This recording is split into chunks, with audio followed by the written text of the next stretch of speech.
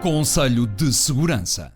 Sejam bem-vindos ao Conselho de Segurança. Eu sou o Nuno Tiago Pinto, diretor da Sábado, e estou à conversa com o professor de Relações Internacionais Vasco Rato e com o jornalista João Carlos Barradas. Esta semana vamos falar do cessar-fogo entre Israel e o Hezbollah no sul do Líbano e sobre o que isso pode significar para Gaza. Este acordo de cessar-fogo entrou em vigor na quarta-feira e tenta pôr fim ao conflito mais violento em décadas entre Israel e o Hezbollah. Israel compromete-se a retirar completamente do sul do Líbano nos próximos 60 dias e no mesmo período o Hezbollah irá desmantelar as suas posições e recuar para trás do rio Litani. A segurança junto à fronteira será mantida por tropas libanesas e por forças da ONU. Quando o acordo foi conhecido, milhares de libaneses começaram a regressar às suas casas, num conflito que morreram milhares de libaneses, mais de 100 soldados israelitas e mais de 1 milhão de pessoas foram obrigadas a abandonar as suas casas. O primeiro-ministro libanês chamou-lhe um novo dia.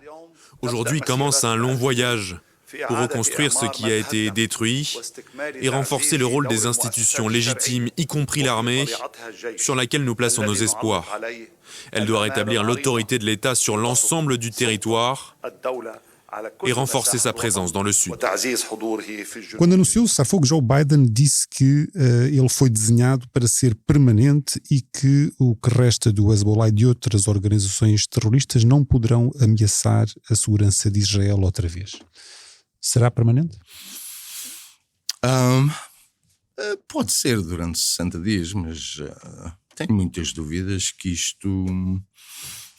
que os termos sejam implementados, sejam concretizados. E a primeira razão é, vamos lá ver, o acordo tem duas partes, no fundo, quer dizer, uma que nós conhecemos, que são estes termos que referiste, portanto a retirada de Israel e do Hezbollah do sul, isto é, do sul do rio Litani, mais ou menos 30 quilómetros entre o rio e a fronteira de Israel. Mas a segunda obrigação é um bocadinho mais complicada, que é a utilização de forças da ONU, com algumas garantias de países ocidentais, e mais especificamente França e os Estados Unidos, de retirarem o Hezbollah desta região e terem a certeza, garantirem que não haverá a reconstrução da infraestrutura de guerra, no fundo. E tenho algumas dúvidas sobre isto, porque foi justamente isto que se tentou fazer depois de 2006, quando acabou a guerra dos 30 dias. A UNIFIL foi encarregada com esta missão, portanto, desarmar ou retirar o Hezbollah desta parte do território e garantir que o Líbano, o governo central libanês, pudesse exercer soberania sobre esta região. Isso nunca aconteceu na prática. Pode acontecer agora, talvez, porque há uma segunda parte deste acordo que é reconhecido, que é uma espécie de carta de conforto entre os Estados Unidos e Israel, onde aparentemente, ou pelo menos segundo Netanyahu e alguns dos seus próximos, se diz que em caso de violação, um regresso do Hezbollah, ou uma tentativa de rearmamento do Hezbollah nesta região, então Israel poderá utilizar a força para impedir que isso aconteça. Esta visão, no entanto, esta interpretação é disputada pelo Hezbollah, portanto ficamos sem saber exatamente o quê. Mas é um acordo muito difícil de implementar, e acho que não é por acaso que visa os próximos 60 dias, isto é, quando o cessar-fogo acabar, Donald Trump estará na Casa Branca. E nessa altura creio que, sei que a realidade será outra, e depois veremos. Tu acreditas que o prazo não é um acaso? Não, claro, não é um acaso. Nem Biden teria legitimidade para negociar uma coisa que se estendesse muito para além. Sendo certo que o acordo até convém a Trump, não é? Porque chega à Casa Branca com a situação, pelo menos, não diria a estaca 0, mas na estaca 1, na estaca 2. Portanto, não vejo que a Casa Branca tenha objeção. Agora, parece-me que o acordo é isso, quer dizer, é uma coisa transitória, não resolve nenhum problema, não resolve o problema do Hezbollah, não resolve o problema do governo libanês, porque parte do problema é o governo, a disfuncionalidade do governo e do Estado libanês, exatamente. Não resolve o problema das Forças Armadas libanesas, que manifestamente nesta altura não têm essa capacidade de desempenhar a sua missão, a menos que haja cooperação do Hezbollah, porque o exército libanês está mal equipado, é uma força relativamente reduzida, muito mais pequena do que o Hezbollah, e sobretudo não resolve a questão crítica, a questão nuclear. Fiz agora um trocadilho sem perceber. Nuclear? Que é o Irão, central. exatamente. A questão central, que é o Irão, ou seja, a nuclearização do Irão. O Vasco referiu aqui este prazo até à chegada de Donald Trump à presidência em janeiro, mas para além disso, o que é que fez com que ambos os lados concordassem neste cessar-fogo? É algo que interessa aos dois. A razão que é apresentada na justificação que foi feita em hebraico por Netanyahu, com o aspecto fundamental de terem conseguido atingir os objetivos no Líbano, que ele apontou como sendo a destruição da capacidade militar do Hezbollah. Esse aspecto parece ser relativamente incontestado, ou seja, as perdas que sofreu o Hezbollah levam a que esta nova fase não seja comparável àquilo que aconteceu em 2006. Ou seja, este acordo é um acordo que, ao fim e ao cabo, vai reativar aquilo que tinha sido estipulado em 2006 e que não tinha sido conseguido fazer respeitar. Portanto, a questão é, se não foi cumprido desde 2006 até agora... É que a grande diferença que existe é que em 2006 o Hezbollah tinha praticamente provocado um impasse militar em que os israelitas sofreram uma derrota política bastante séria e tinha reforçado o seu papel e presença na sociedade libanesa e tinha-se afirmado como um dos elementos essenciais da estratégia do Irão em termos regionais.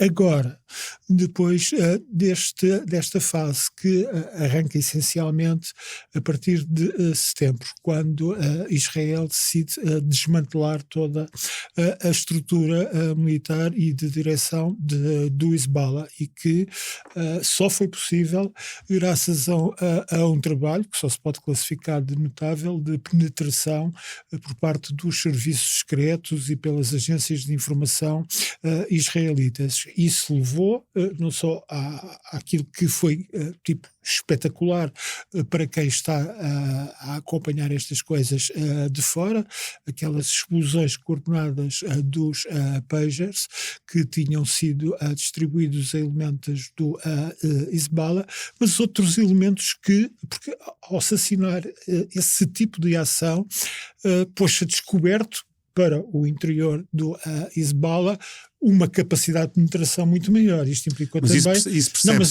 Mas isso percebe-se, ou seja, o Hezbollah aceita o acordo porque está muito fragilizado, a sua liderança foi praticamente dizimada. Agora, Israel e as suas também... fontes financeiras, que é o tal aspecto da operação israelita, é porque não foram apenas os pagers pelo ar, é que foram também as redes de financiamento e de aprovisionamento do Hezbollah pelo ar.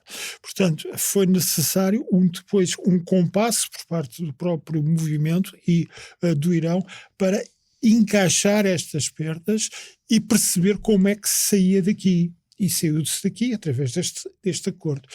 Isto é do O Hezbollah aceitaria este acordo sem uma concordância, digamos assim, do Irão? Não, nunca, é impossível, apesar de não podermos reduzir, e é isto que torna muito complexa a aplicação deste acordo, isto é uma confrontação Israel-Irão via interposta organização o Hezbollah, porque há dinâmicas próprias que têm a ver com a sociedade libanesa e o papel que o Hezbollah tem. Ora, o Hezbollah perdeu muito da sua influência, mas continua a ser o bastião da comunidade xiita. Este acordo implica que tenham entrado imediatamente a funcionar uma série de mecanismos políticos no Líbano que levam, por exemplo, a que o Parlamento, isto foi anunciado quinta-feira pelo presidente do Parlamento libanês, agendasse já para o início de janeiro, sensivelmente quando este acordo terá já dado provas da sua fiabilidade, a eleição do chefe de Estado que está adiada. E isto tem a ver com a estrutura muito especial da política libanesa, porque é uma política que, desde a independência em 1943, está definida pelas suas filiações étnico-religiosas. É por isso que o presidente do Parlamento é necessariamente um representante da comunidade muçulmana xiita. É por isso que o primeiro-ministro, que neste momento é um primeiro-ministro provisório, é necessariamente um representante da comunidade muçulmana sunita, e o presidente é necessariamente um representante da comunidade cristã. Ora, dentro da comunidade xiita, o único rival que tem alguma consistência do Hamas é um movimento que foi importante no passado, o Amal, e que neste momento não se percebe bem que papel possa vir a desempenhar. E enquanto se mantiver este tipo de bloqueios e não se vê como é que eles possam vir a ser ultrapassados, tudo isto pode sempre ruir pela base, porque o Estado libanês é um Estado de compromisso que está dependente de dois vizinhos, da Síria, onde se prossegue o processo de pós-guerra civil que não é tão pós-guerra civil, porque também esta quinta-feira e na quarta-feira houve uma série de ataques na região da cidade de Alepo, da Síria, por parte de milícias que são apoiadas pela Turquia contra o regime de Bashar al-Assad. E por outro lado está dependente daquilo que é a intenção de Israel. Ora, a intenção Israel, de Israel, que provavelmente também poderá aproveitar estes dias para reabastecer os seus estoques. Foi o segundo aspecto apontado por Netanyahu na sua justificação do cessar-fogo, indicando que o problema estava em vias de resolução muito rápida, ou seja, chutando já para a administração Trump. Mas ao mesmo tempo continuam em Gaza a enfrentar o Hamas. Agora, os esforços diplomáticos vão depois deste acordo de 60 dias, vão centrar-se novamente em Gaza? Já se estão a centrar, porque há relatos que eu acho que são verídicos que dizem que a administração já na prática forçou a saída da liderança do Hamas do Qatar. Transferiu-se para a Turquia. Portanto, já é essa. Quando diz a administração Biden. Mas seguramente o Trump também estaria de acordo. Mas a administração Biden que colocou pressão sobre o Qatar para, na prática, expulsar essa liderança. Essa liderança, em princípio, é que irá negociar qualquer coisa que venha aí. Agora, ao mesmo tempo, é preciso recordar também que o Hamas, semana passada, já disse, na sequência da vitória de Trump, no fundo, já disse que queria negociar. Agora, quer dizer, negociar exatamente o quê, não é? Quer dizer, os reféns, provavelmente, muitos já não estão vivos. Ontem Israel anunciou que iria pagar 5 milhões de euros por cada refém que fosse entregue, no fundo, ou informações para resgatar reféns. Mas o problema é que, quer dizer, o que é que o Hamas vai negociar? Porque, na prática, está destruído, Gaza está devastada e os seus patrões externos estão em maus lençóis. Também querem negociar, nomeadamente o Irão. Portanto, não há aqui muita margem para o Hamas negociar. Ao mesmo tempo, quer dizer, o futuro de Gaza começa a traçar-se, porque durante a conferência de imprensa não, o discurso de Joe Biden a anunciar este acordo para o Líbano, disse uma coisa porventura ainda mais importante, que é que a Arábia Saudita está disposta, quer negociar com Israel, quer normalizar as relações. Ele disse isto publicamente, que eu fiquei, aliás, um bocadinho espantado. E é um indício, acaba aí. Não, a gente já o sabia, mas disse publicamente. Há um outro indício de que há a tentativa de trazer parceiros para a mesa, dado que o Hamas não é parceiro, porque Mahmoud Abbas, que está fora deste jogo, aparentemente. Da autoridade palestiniana? O presidente da autoridade palestiniana, que tem 89 aninhos, anunciou finalmente que como se processaria o seu processo de sucessão. Tudo isto é muito levantino e altamente intrincado. Ora, vamos lá ver. Mahmoud Abbas está à frente da autoridade palestiniana desde 2005, depois da morte de Yasser Arafat. Quase há 20 anos. O que era a autoridade palestiniana nessa altura? Nessa altura, a autoridade palestiniana era um proto-estado, digamos assim, que controlava parte territorial na Cisjordânia, nos territórios ocupados por Israel e a faixa de Gaza. Em 2007, uma guerra civil entre palestinianos levou a que a Fatah de Mahmoud Abbas, e que era o corpo principal da autoridade palestiniana, fosse escorraçada pelo Hamas de Gaza, e temos a situação de Gaza que se foi desenvolvendo a partir de então, e que tem este processo de guerra. A autoridade palestiniana propriamente dita é a autoridade nominal sobre Gaza, o que tem interesse jurídico para eventuais negociações. Mesmo que seja tudo uma fantasia jurídica, é necessário contar com estas fantasias jurídicas. Está restrita apenas, e a cada vez menos, dada a expansão dos colonatos israelitas, a territórios dispersos na Cisjordânia. Mas é um parceiro internacional. Ora, Mahmoud Abbas tem o pequeno problema de o seu mandato presidencial ter expirado no ano de 2009. E desde então nunca mais houve eleições e ele foi-se mantendo no poder. Agora, é esta a novidade, é este o elemento que indica que se anda à procura de gente com quem falar. Ele anunciou finalmente, como é que se processaria o caso de que aquilo que, por exemplo, o Vaticano chama a sede vacante, ou seja, não há Papa, não há Abbas. Ora, nesse caso será o presidente do Conselho Nacional Palestiniano, uma espécie de parlamento palestiniano, onde a Fatah é preponderante, que assumirá funções e irá realizar eleições no prazo de 90 dias. Ou seja, as eleições que nunca se conseguiram realizar serão feitas agora em 90 serão dias. Depois feitas em 90 dias. Mas deixa-me o importante é isto. Deixa-me interromper aqui. Será a autoridade palestiniana um parceiro, os parceiros que Biden... Eu gostava de ouvir a conclusão. A conclusão é esta. Portanto, a autoridade palestiniana quer dar sinais de vida de que possa vir a ser considerada nas negociações. A Fatah, queres-te dizer? A autoridade palestiniana, que neste momento é apenas a Fatah. Sim, o problema é que a Fatah também já não tem credibilidade junto aos palestinianos.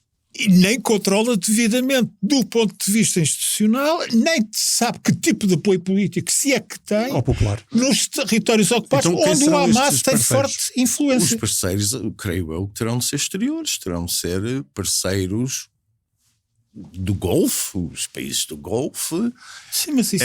e a Arábia Saudita não. Mas isso levanta sempre um problema, quer dizer, é porque os palestinianos estão na Palestina e os outros não estão na Palestina. E estão na Jordânia, mas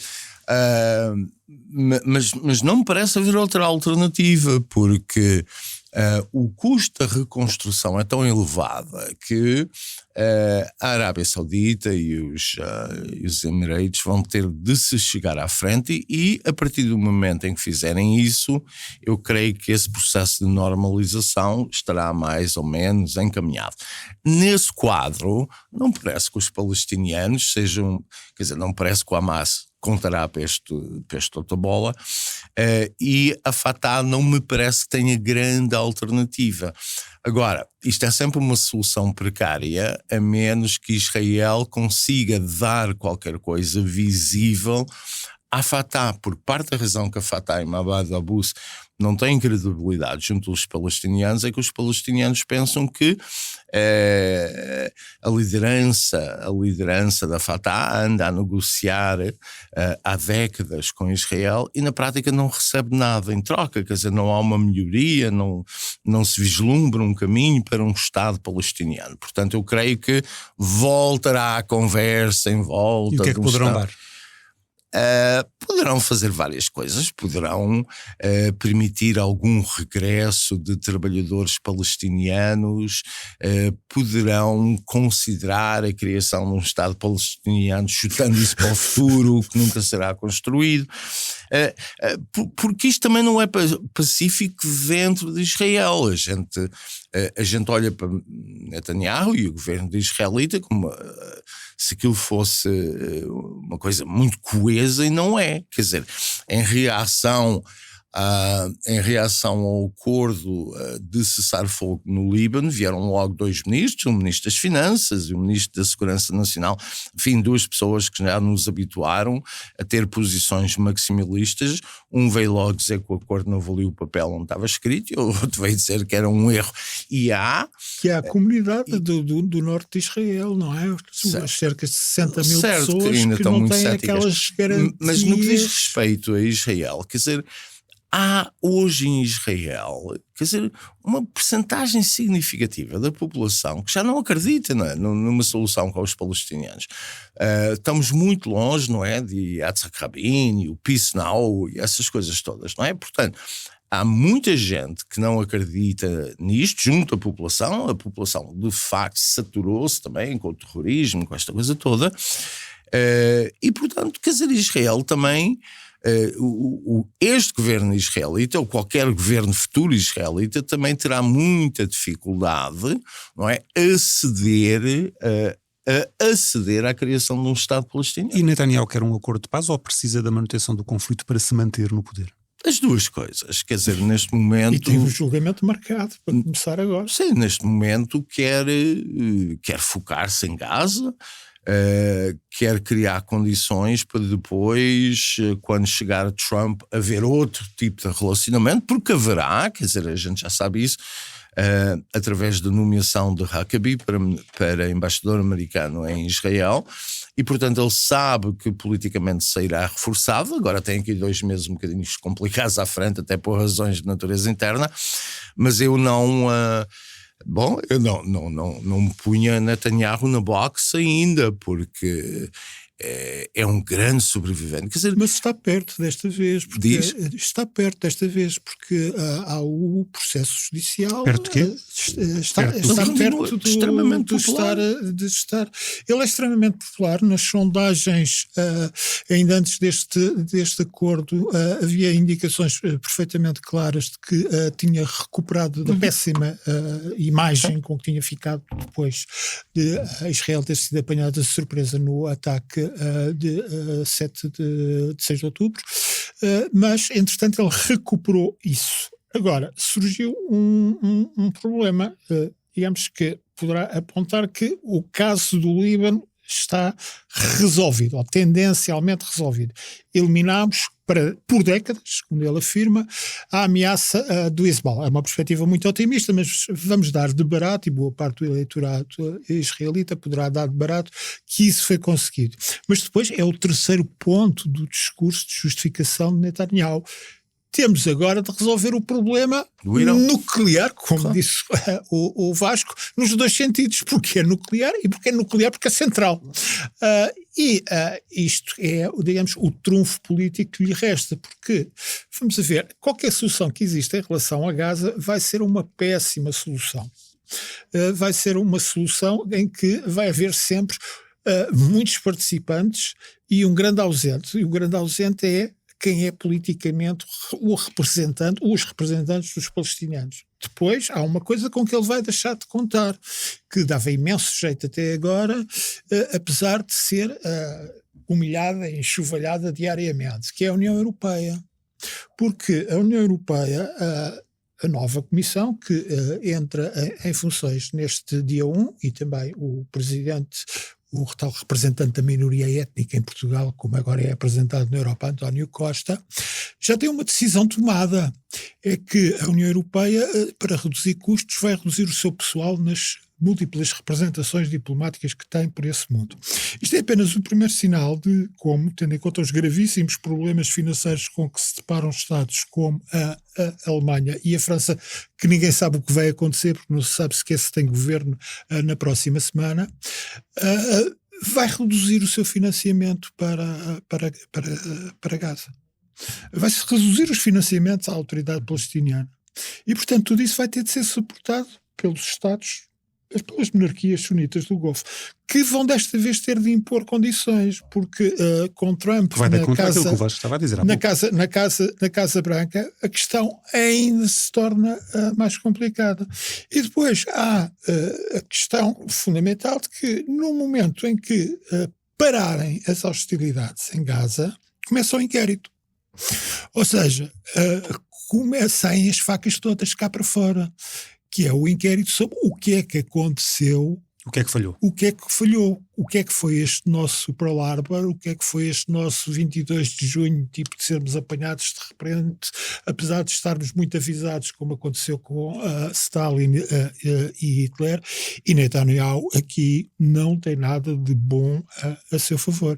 E tem a questão diplomática, tem que é a um questão mandato do de captura internacional do Tribunal Penal Internacional, que se complicou extraordinariamente, provocando que na União Europeia ninguém pode contar com ninguém e na comunidade internacional ninguém se pode fiar em ninguém, que é a posição da França. Precisamente porque a França foi um destes elementos centrais com os Estados Unidos para o acordo no Líbano, de que põe fim às hostilidades durante este período, pelo menos de 60 dias, Israel exigiu uma concessão e obteve-a, que foi o ministro dos Negócios Estrangeiros francês vir afirmar que Israel, que a França não cumprirá o mandado de captura do Tribunal Penal Internacional no caso de Netanyahu e por extensão do antigo primeiro ministro dos Negócios Estrangeiros, Yoav Gallant, que considera que são figuras de Estado que estão abrangidas pela imunidade diplomática. Isto foi imediatamente contestado porque a França, com Portugal e mais 123 Estados, é signatário do tratado. E o tratado não abre exceções em função das funções políticas. E podem seguir-se mais exceções? Ou que consequências é que isto poderá ter para a própria credibilidade do TPI? Quer dizer, nenhuma. Quer dizer, eu acho que o TPI não tem grande credibilidade, porque vê-se no caso de Putin, vai-se ver agora no caso de Netanyahu. Quer dizer, o tribunal também agiu o tribunal nos dois funciona para os casos. fracos apenas? Agiu politicamente, os procuradores agiram politicamente nos dois casos. Portanto, é o que é. E, portanto, o problema de aplicar esta moralidade, esta bondade internacional, é depois choca com a realidade. Não é? Não é bondade nem moralidade. Isto é um tratado internacional e, no caso deste tribunal, é específico. Trata-se de indivíduos, pessoas. Internacional que é suscetível a interpretações e à forma como os procuradores encaram o papel do tribunal. Foi isso que aconteceu. Mas está redigido de forma muito clara na definição de quais são os únicos crimes que este tribunal julga. São crimes muito graves. São os crimes contra a humanidade, os crimes de guerra e os crimes de participação em genocídio. Mas nunca vai julgar o Xi Jinping, não é? E nunca aplicou até agora este tipo de vistoria, digamos assim, a Estados democráticos, porque o tratado é também muito preciso. A função deste tribunal é supletiva, ou seja, só age quando as autoridades daquele Estado não querem ou não podem, por uma situação de guerra civil, por exemplo, uma situação de catástrofe, ou deram provas Mas não estás a perder sistemáticas tanto e tempo com o duradouras. tribunal que não tem interesse nenhum. Não, como não tem interesse. Portugal é signatário de... Não, mas tu acreditas Mas, que estas instituições têm interesse? Não com têm. certeza que tem interesse, Não, porque ok. da mesma maneira que o Tribunal aceitou o pedido de apelo de Israel, que foi apresentado quinta-feira, como implicam as regras. Há regras, nós passamos a vida a discutir a ordem internacional segundo determinadas regras. Ora, uma das regras existentes na ordem internacional é o respeito por tratados. Este tratado é subscrito por 124 países, aplica-se única e Este exclusivamente. tratado é de outra época. Exatamente, É de uma época em que os Estados transferiam soberania, etc.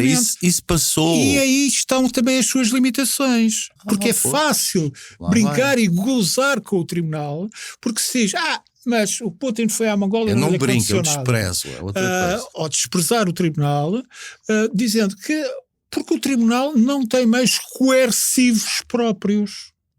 Ou seja, está dependente da vontade dos Estados signatários para levar a cabo Mas as suas ações. essa é uma Neste questão caso, interessante. Estas instituições internacionais existem para estabelecer uma ordem e algumas regras no jogo internacional. Quer dizer, mas se elas jogo? são regras que são acordadas pelos próprios Estados e que são mas Estados signatários. Portanto, se os tratados deixam de valer... Sim, mas tu podes ter um tratado assinado por o Kiribati, por Trinidad e Tobago e Portugal, é absolutamente irrelevante porque essas potências em termos Os únicos que não assinaram o tratado penal internacional são os Estados Unidos, a Rússia, a China e a China. E a China. Não achas isso relevante? Vocês não acham isso relevante? As grandes potências não assinaram, não é? O problema é que... Mas todos os outros assinam. Portugal assinou, a França assinou, a Sim, Inglaterra assinou. e França assinou. E quando é confrontada com a realidade dos factos... Mas isso é uma questão interessante. Recua, como é evidente.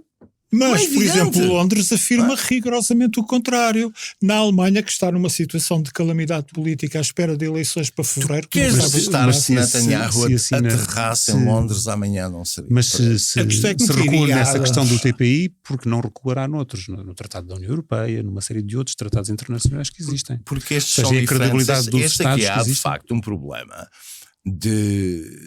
problema histórico, tradicional, da imunidade dos estadistas. Quer dizer, as pessoas de facto... Não é isso, acho. As pessoas de facto, porque depois a forma como a gente define crimes contra a humanidade, tudo isto, vamos lá, é muito relativo, é muito seletivo. Isso explica... Não, mas claro que é.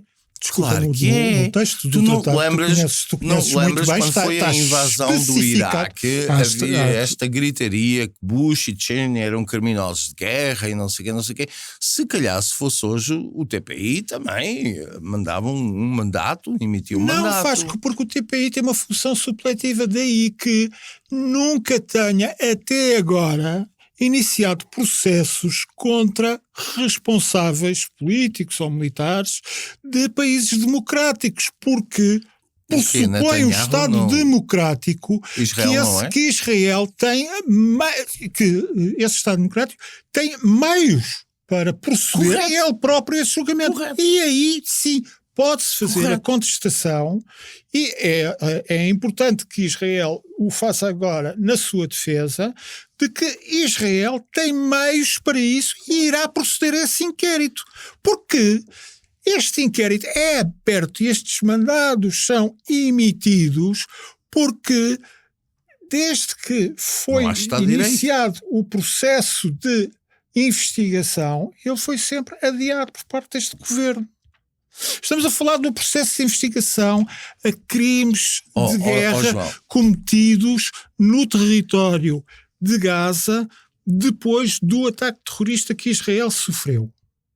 Entre esses crimes de guerra está indicado expressamente na acusação do tribunal que um deles é criar situações de fome para a população. Alegadamente. Isto foi assumido publicamente por dirigentes israelitas, incluindo Yoav Gallant, à altura Ministro da Defesa, dizendo expressamente, publicamente, que vamos fazê-los vergar pela fome.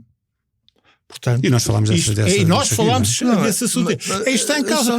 Este processo será imediatamente suspenso a partir do momento, e é isso que é interessante do ponto de vista interno israelita, que se inicie o inquérito judicial em Israel a estes alegados crimes de guerra. Só para terminar. Não, o João disse uma coisa que está absolutamente correta, aliás, era a razão porque os Estados Unidos não assinaram o tratado. É que há, nos regimes, nas sociedades democratas, tribunais, não é? E, portanto, esses tribunais são a primeira instância, só se não funcionarem, etc. Não há nada que nos diga que os tribunais de Israel não estão a funcionar, João. E, por conseguinte, isto é uma decisão unilateral de um maluquinho, de um procurador. Não é um maluquinho. Não é um maluquinho. É um maluquinho que está a ser acusado de crimes sexuais e uma série de coisas também, para além disso, para além de ser um maluquinho. Portanto, vamos lá ver. Não me parece que esta acusação, que tudo isto seja inocente. Mas o meu ponto é que tudo isto é altamente manipulável. Tudo é manipulável, não é por aí que vamos. Há dois pontos fracos. Há dois pontos que se pode atacar na alegação. O político, que é o que tu estás a atacar, e o jurídico. Não, o que eu estou a dizer é que nas relações entre Estados, quer dizer, há um conjunto de regras que são muito antigas, não é? E a França reconheceu-as ao recuar. Quer dizer, mas não se sobrepõe ao tratado. Mas é irrelevante que ela se não é nada. Mas ao longo dos anos tem havido sempre um duplo critério na forma como estes crimes são tratados. Mas este caso é contestável de duas formas. Politicamente, pelas razões que o Vasco invocou. Juridicamente, se o tribunal deveria ou não ter já dado mais tempo para o Estado de Israel dar provas de que vai investigar os crimes. É tão simples como isso. Se investigar, o processo é imediatamente suspenso. Muito bem, vamos passar então às sugestões desta semana. Quem? O João, tens aí essa palavra? Vou sair de uma coisa completamente diferente. Vamos falar mal de Portugal. Acabou de ser Estarão livro. de acordo. Penso que estaremos todos de acordo. Falar mal do nosso país é algo que nos empolga muito. São patriotas. Mais do que o próprio Trump e o Bush e essa gente toda. O livro chama-se Prova de Vida.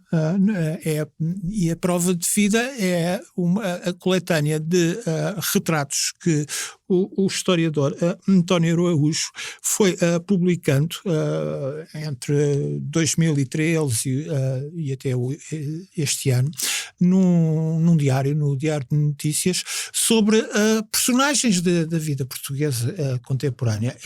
São 61 retratos e é um leque de personagens muito diverso, desde Laura Diogo, As Doce e a história do boato, até Isabel dos Santos como Princesa Milagrosa de Angola que chegou a Portugal, José Cid e as suas diversas metamorfoses, Tomás Taveira e aventuras diversas de Tomás Taveira como arquitetos, vídeos e tudo mais.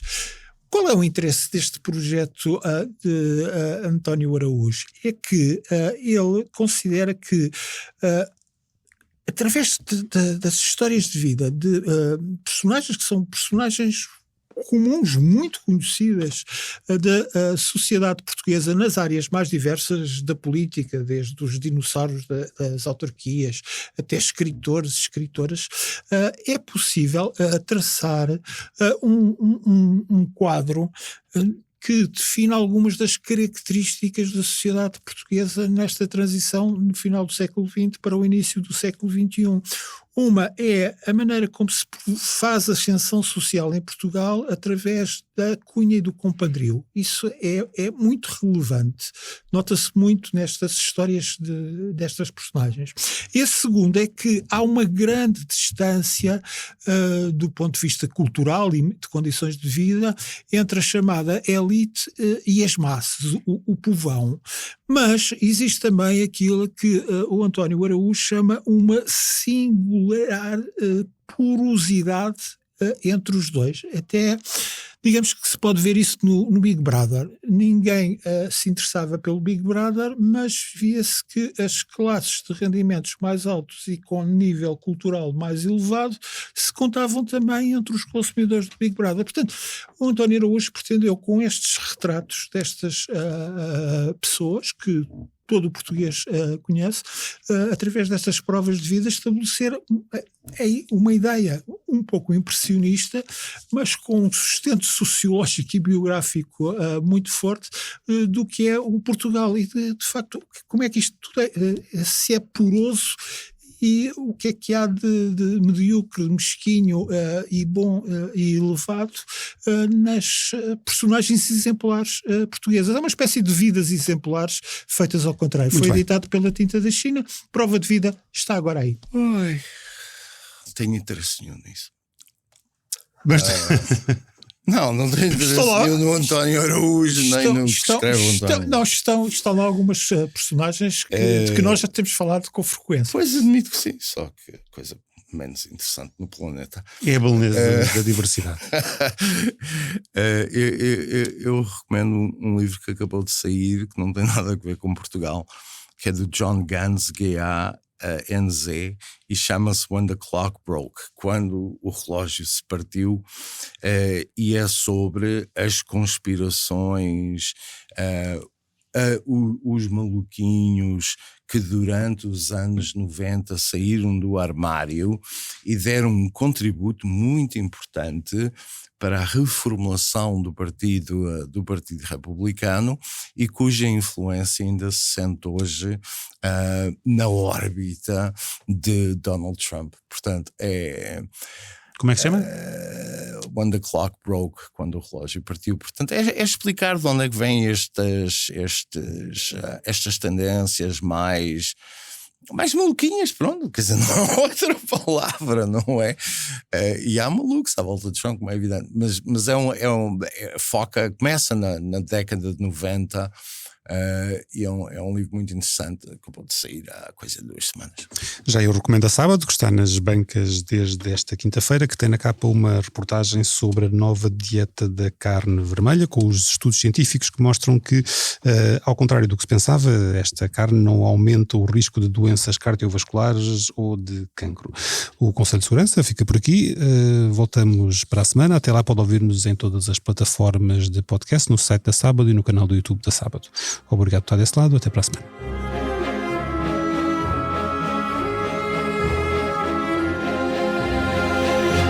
Conselho de Segurança.